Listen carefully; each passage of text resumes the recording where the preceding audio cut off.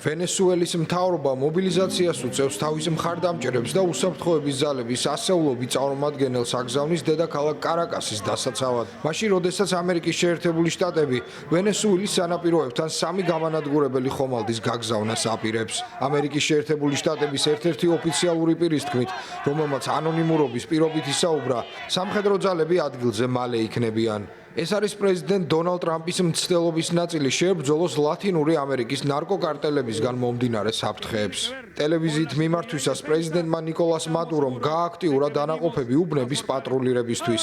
ეს დანაყოფები აერთიანებს პოლიციას, სამხედროებსა და საზოგადოებრივ ორგანიზაციებს.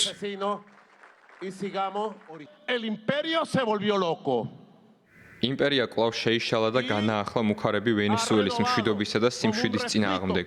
ამიტომ უნდა ვიმოქმედოთ ყველა ფრონტზე ერთდროულად და მოვემზადოთ იმისთვის, რომ ნებისმიერ გარემოებაში მოვიპოვოთ სუვერენიტეტი და მშვიდობა დღეებში, თვეებში და წლებში, რომლებიც წინ გველის, რათა კიდევ ერთხელ დავამარცხოთ შეერთებული შტატების იმპერიალიზმის ნებისმიერი ფორმა, როგორც არ უნდა სცადონ ჩვენი კეთილშობილი, მშვიდობიანი, შრომის მოყარე და საყვარელი ვენესუელელი ხალხის წინააღმდეგ.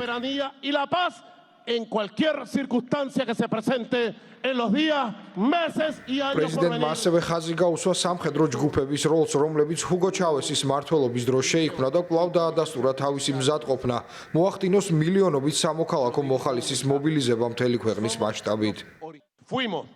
ჩვენ განმათავისუფლებელი სიმონ ბოლივარის ერთიან არმიას წარმოვადგენდით, რომელმაც თავისუფლება მიანიჭა დღესდღეობით კოლუმბიის ტერიტორიას. არასდროს უნდა დაგვაუწყდეს, რომ კოლუმბიელი სამხედროებიც, რომ თქვენც სიმონ ბოლივარის შვილები ხართ და კვლავ დადგება ერთიანობის დღე, მაგრამ ჯერ არა.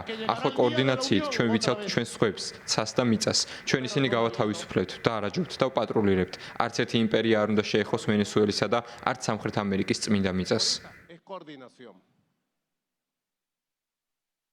ბოლო პერიოდში ვითარება ამერიკის შეერთებულ შტატებსა და ვენესუელას შორის კიდევ უფრო დაიძაბა. პრეზიდენტმა ტრამპმა არაერთხელ სცადა ამერიკის შეერთებული შტატების სამხედრო ძალის გამოყენება კარტელების წინააღმდეგ, რომლებსაც ამერიკულ საზოგადოებებში ფენტანილისა და სხვა ნარკოტიკების გავრცელებასა და ასევე ზოგიერთ ამერიკულ ქალაქში ძალადობის წახალისებაში ადანაშაულებს.